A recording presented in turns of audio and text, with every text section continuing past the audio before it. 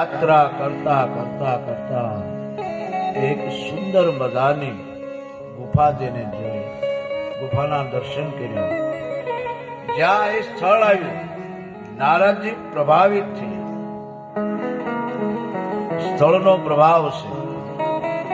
હિમગીરી ગૃહા એક અતિ પાવની, બહુ સમિત સુરસરી. એક ગુફાની બાજુમાં દેવતાઓની નદી, હજી કોઈને નથી ખબર, શિવપુરાણમાં ઉલ્લેખ છે. એ ગુફાની બાજુમાં દેવતાઓ જે સ્નાન કરવા આવે, સુરસરી, સુહાવની, સુર કહેતા દેવતા થાય, એ દેવતાઓની નદીનો પ્રવાહ શરૂ છે. નારદજી ઉભા રહી ગયા.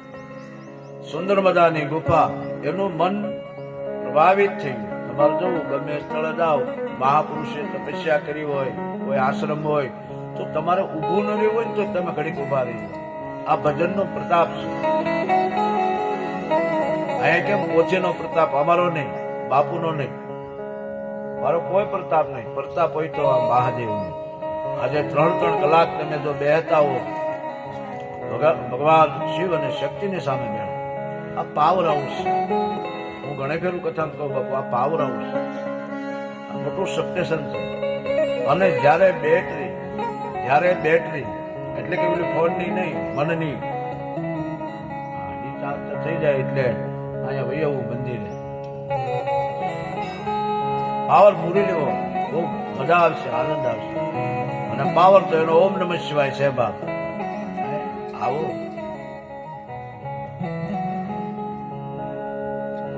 આશ્રમ પરમ પુરીત સુહાવા, દેખી દેવર્ષિ મન અતિ.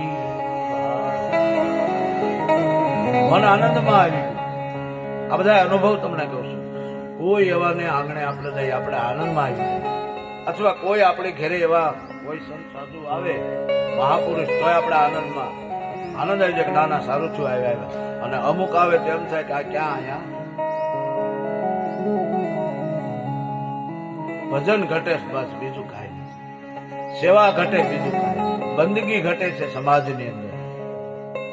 કારણ ભાઈઓનો એવો પડદો લાગ્યો, આ માનવ ધીરે ધીરે ધીરે કરતો બધું ભૂલતો જાય છે. દેખી દેવર્ષિ મન અતિ ભાવ, देखी देवरसी मन अति भावा. નારદજી હિમાલય પહાડમાં યાત્રા કરી.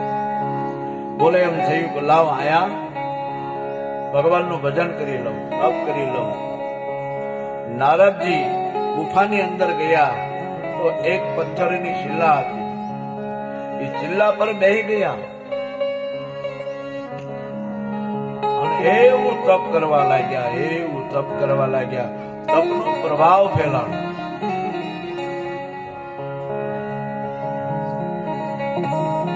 એવું તપ કરવા લાગ્યા નારદજી. તપનો પ્રભાવ, પ્રકાશ પડ્યો. એમાં ઇન્દ્ર રાજાનું સિંહાસન ડોલવા લાગ્યું. ઇન્દ્રને એમ થયું કે બોલે કોણ આ છે? ઇન્દ્રએ જોયું તો નારદજી તપ કરતા. ઇન્દ્રને એમ થયું કે નારદજી તપ કરે અને કદાચ જો ભગવાન પ્રગટ થાય તો મારું ઇન્દ્રાસન લઈ લે. ઇન્દ્રને આવી બીક જ લાગે. ઘણી ઇન્દ્રોની કથા છે કે જો ભગવાન પ્રગટ થાય તો મારું ઇન્દ્રાસન લઈ લે. અને અંતે ઇન્દ્રે કામદેવને બોલાવ્યા. કામદેવ આવ્યા.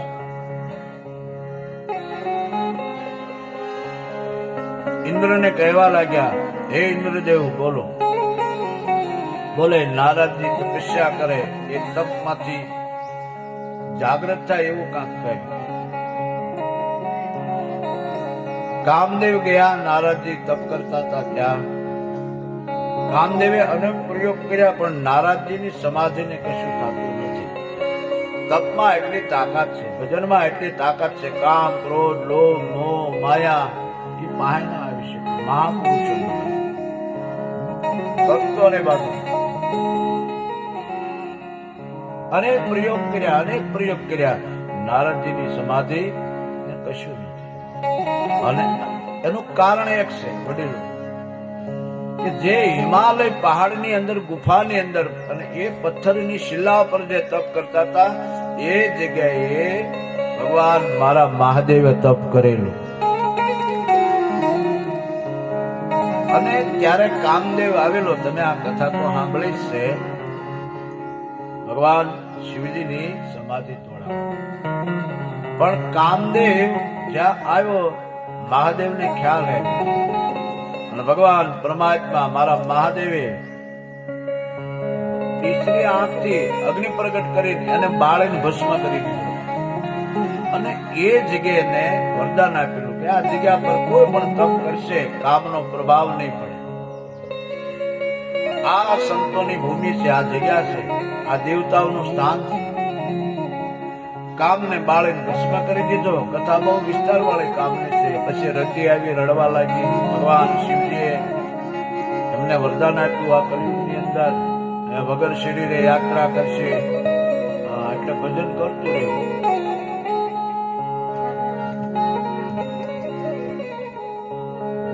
તો નારદજીની સમાધિ તોડાવવા માટે અનેક પ્રયોગ કર્યા. નારદજીની સમાધિ તૂટી. બોલે કામદેવ વિચાર કરે આના માટે શું કરવું મારે એમ. પછી એક પ્રયોગ સરસ મજાનો કામદેવે અહીંયા કર્યો છે. બાપુ આનું વર્ણન બહુ સરસ કરે. જેનો કામદેવ નારદજીના વખાણ કરવા લાગ્યા. નારદજીના વખાણ એવા કર્યા, વખાણમાં નારદજીની સમાધિ તૂટી અને સીધો કામદેવ પગમાં પડી ગયો. નકર કામ એટલે કોઈને છોડે નહીં. આ કામદેવ છતાં નારદજીને કશું જ્યાં વખાણ કર્યા અને સમાધિ તૂટી.